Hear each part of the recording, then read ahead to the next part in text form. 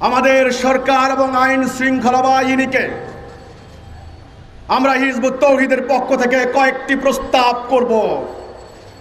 মানুষ শুধু দেহধারী নয়, মানুষের আত্মাও রয়েছে। জঙ্গিবাদ নির্মূলে আইন শৃঙ্খলা বাহিনী অক্লান্ত পরিশ্রম করে যাচ্ছেন, কিন্তু অন্যায় নির্মূলের জন্য শক্তির সঙ্গে একটা সঠিক আদর্শ লাগবে। সেই আদর্শ জাতির সামনে তুলে ধরতে হবে। সেই আদর্শ নিয়ে এগিয়ে এসেছে হিজবুত তৌহিদ। কাজে আমরা কতগুলি প্রস্তাব করছি। আমাদের ১ নম্বর প্রস্তাবনা, সমস্ত জাতিকে ইসলামের প্রকৃত শিক্ষা দিতে হবে। যেই শিক্ষা পেলে সাধারণ মানুষ ন্যায় অন্যায়ের পার্থক্য বুঝবে, সত্য মিথ্যার পার্থক্য বুঝবে, তাদের দৃষ্টি খুলে যাবে, তাদেরকে আর কেউ ভুল পথে নিতে পারবে না। আমাদের ২ নম্বর প্রস্তাবনা, শিক্ষা ব্যবস্থার আমূল পরিবর্তন করতে হবে। সাম্রাজ্যবাদী শক্তিরা ষড়যন্ত্র করল এই জাতি যেন কোনোদিন মাথা উঁচু করে দাঁড়াইতে না পারে। এজন্য তারা শিক্ষা ব্যবস্থা প্রবর্তন করলো। একদিকে মাদ্রাসা শিক্ষা ব্যবস্থা, আর একদিকে সাধারণ শিক্ষা ব্যবস্থা। এই যে শিক্ষা ব্যবস্থা দুইটা ভাগ করে দিল, এখানেই আমাদের জাতিটাকে দুইটা টুকরা করে দিল।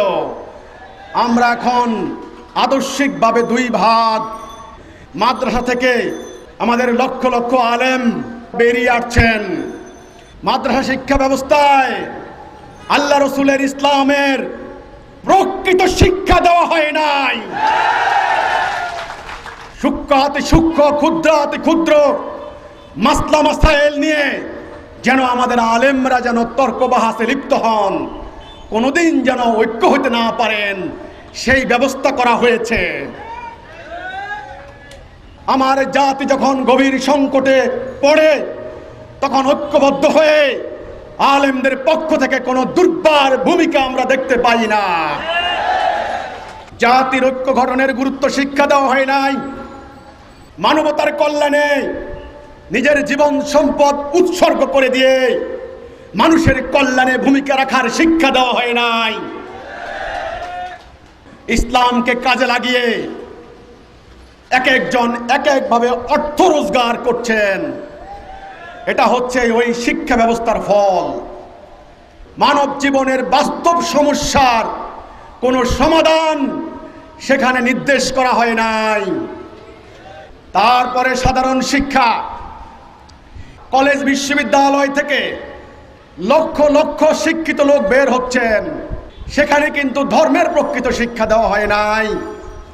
শিক্ষা দেওয়া হয়েছে ব্রিটিশ রাজারানীর ইতিহাস এবং ইসলাম সম্পর্কে, ধর্ম সম্পর্কে একটা নেতিবাচক আইডিয়া শিক্ষা দেওয়া হয়েছে। স্বার্থপরতা, আত্মকেন্দ্রিকতা শিক্ষা দেওয়া হয়েছে। শিক্ষা হয়ে গেছে এখন অর্থ রোজগারের একটা মাধ্যম। কৃষক শ্রমিক জনতার রক্ত শোষণ করে নিয়ে বিদেশের ব্যাংকে 4.5 লক্ষ কোটি টাকা পাচার করেছে কারা? এই শিক্ষিত লোক, কৃষক শ্রমিক জনতা নয়। কেন? কারণ শিক্ষা ব্যবস্থার গোড়ায় গলদ রয়েছে। একজন শিক্ষিত লোক হবে দেশপ্রেমিক, একজন শিক্ষিত লোক হবে মানবতাবাদী। একটা মূর্খ লোকের মধ্যে আর শিক্ষিতর মধ্যে তফাৎ হবে এই জায়গায় এসে। এই শিক্ষা ব্যবস্থা নিয়ে এখন ভাবতে হবে। মাদ্রাসার মধ্যে আবার 2 ভাগ, একটা কওমি মাদ্রাসা, আরেকটা হচ্ছে সরকারি আলিয়া। আবার বিশ্ববিদ্যালয় 2 ভাগ, একটা হচ্ছে সরকারি, আরেকটা হচ্ছে বেসরকারি। ওখানেও আবার 2 ভাগ, বেঙ্গলি মিডিয়াম, ইংলিশ মিডিয়াম। এই ভাগ জাতি বিনাশী ভাগ।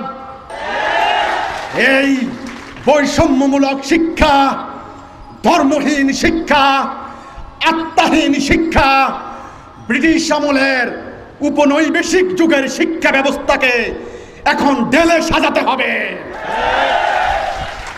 3 নম্বর প্রস্তাবনা, বলা হয় ধর্ম যার যার, রাষ্ট্র সবার। ঠিক আছে, যার যার ধর্ম তিনি প্র্যাকটিস করবেন। শুধু আমি বলি, রাষ্ট্রেরও একটা ধর্ম আছে। রাষ্ট্র সর্বাবস্থায় ন্যায়ের দণ্ড ধারণ করবেন। উচ্চবর্ণ, নিম্নবর্ণ, নিজের দলের লোক, অন্য লোক, সংখ্যাগুরু, সংখ্যালঘু, রাষ্ট্র কাউকে দেখবে না। রাষ্ট্র থাকবে ন্যায়ের পক্ষে অলওয়েজ। তাহলে এটা হবে শান্তিপূর্ণ রাষ্ট্র। আর ওই রাষ্ট্রের নামই হলো ইসলামী রাষ্ট্র। ইসলামের নামে করলে সেটা জঙ্গিবাদ। জঙ্গিবাদ একটা অন্যায়। আর গণতন্ত্রের নামে পেট্রোল দিয়ে মানুষকে জ্বালিয়ে পুড়িয়ে ছারখার করে দেবেন, কোটি কোটি টাকা ধ্বংস করে দেবেন, আমার দেশকে বিনাশ করে দিবেন, ওটা অন্যায় নয়? এজন্য যাবতীয় অন্যায়ের বিরুদ্ধে রাষ্ট্র শক্ত অবস্থান নেবে।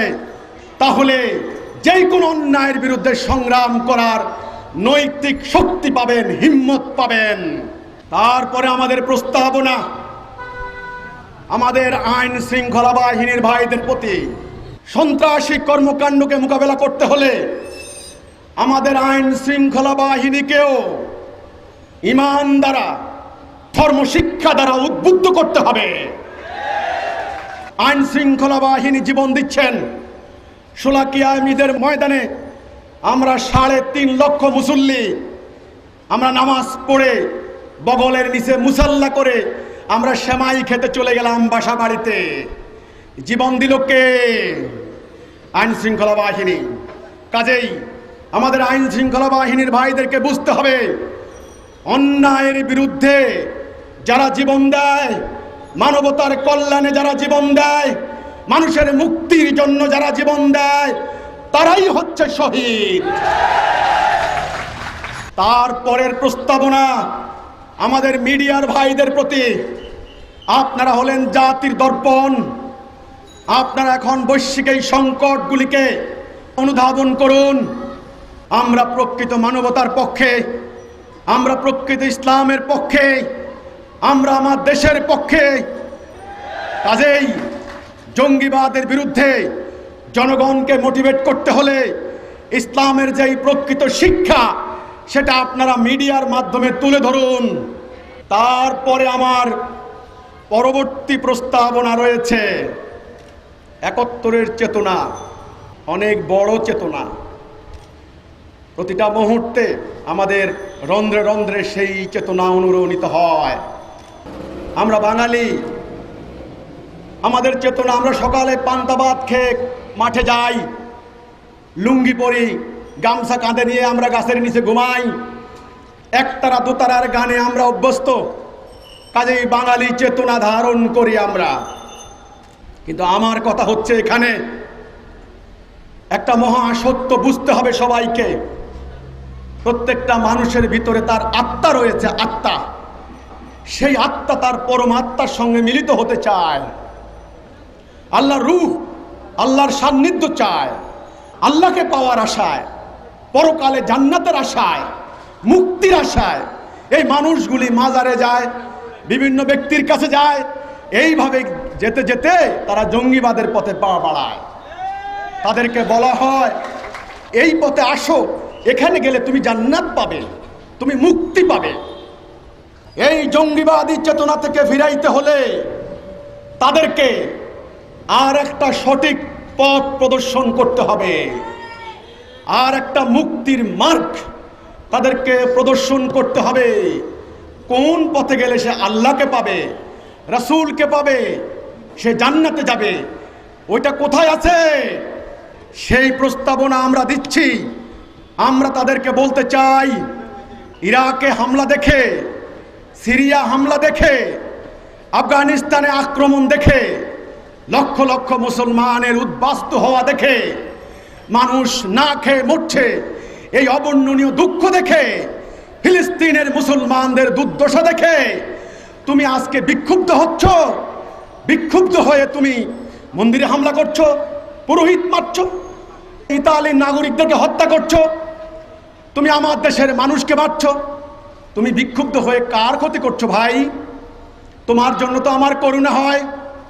মুসলমানদেরকে বিনাশ করলে, মুসলমানদের ব্যবসা বাণিজ্য শেষ করে দিলে, ইসলাম ধর্মটাকে দুনিয়াময় কালিমালিপ্ত করলে, তুমি তো আল্লাহ রসুলের ক্ষতি করলে।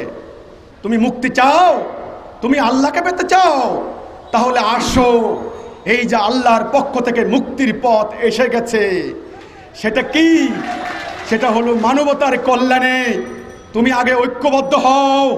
তুমি কি দেখোনি রহমাতাল লিল আলামিন পাথরে পাথরে জর্জরিত হয়েছেন, অবর্ণনীয় কষ্ট স্বীকার করেছেন।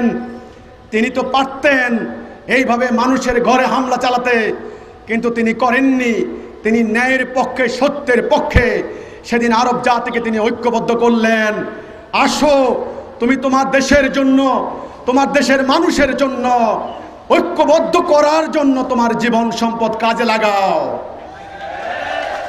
তাহলে তুমি আল্লাহকে পাবে, তুমি রাসূলকে পাবে, তুমি জান্নাতে যাবে। আমাদের প্রস্তাবনাগুলি বিবেচনা করে দেখার জন্য আমি সংশ্লিষ্ট সবাইকে আহ্বান করছি। আমাদের প্রস্তাবনার মধ্যে যদি কোনো অসঙ্গতি থাকে আমাদেরকে বলুন, আমরা ঠিক করে নেব। কারণ আমরা আল্লাহর সান্নিধ্য চাই, আমরা আমার প্রিয় জন্মভূমি বাংলাদেশকে রক্ষা করতে চাই। সিরিয়া, ইরাক, আফগানিস্তানের সাথে আমাদের এই প্রিয় জন্মভূমি বাংলাদেশের একটা বিরাট পার্থক্য রয়েছে। সিরিয়ার জনগণ তাদের দেশ রক্ষা করতে পারে নাই, ইরাকের জনগণ দেশ রক্ষা করতে পারে নাই, আফগানিস্তানের জনগণ তাদের দেশ রক্ষা করতে পারে নাই। ওই মানুষগুলি সঠিক পথের দিশা পায় নাই, মুক্তির পথ পায় নাই, ঐক্যবদ্ধ হওয়ার কোনো রাস্তা খুঁজে পায় নাই। আমরা আল্লাহর পক্ষ থেকে মুক্তির পথ পেয়ে গেছি। এই বাংলার মাটিতে সত্য এসে গেছে, হেদায়াত এসে গেছে। কোনটা ইসলাম, কোনটা ইসলাম নয়, কোনটা হক, কোনটা বাতিল, কোনটা সওয়াবের কাজ, কোনটা গুনাহের কাজ, এখন আমাদের সামনে দিনের মতো পরিষ্কার। কাজেই এখন আমার দেশের সাধারণ মানুষকে সত্য ন্যায় দ্বারা সঠিক পথের মধ্যে যদি আমরা ঐক্যবদ্ধ করতে পারি, ইনশাআল্লাহ আমাদের এই প্রিয় জন্মভূমি বাংলাদেশের উপর কেউ একটা আসর দিতে পারবে না। আমরা আপনাদের দোয়া চাই, আপনাদের সহযোগিতা চাই। আমরা যেন ন্যায়ের পক্ষে, মানবতার জন্য কাঁধে কাঁধ মিলিয়ে অন্যায়ের বিরুদ্ধে সংগ্রাম করতে পারি। আসুন আমরা সবাই মিলে ঐক্যবদ্ধ হই, জঙ্গিবাদী তাণ্ডব থেকে আমাদের প্রিয় দেশকে রক্ষার জন্য, আমাদের প্রিয় ইসলামকে রক্ষা করার জন্য। সবাইকে সালাম, সালামু আলাইকুম ওয়া রাহমাতুল্লাহি ওয়া বারাকাতুহু।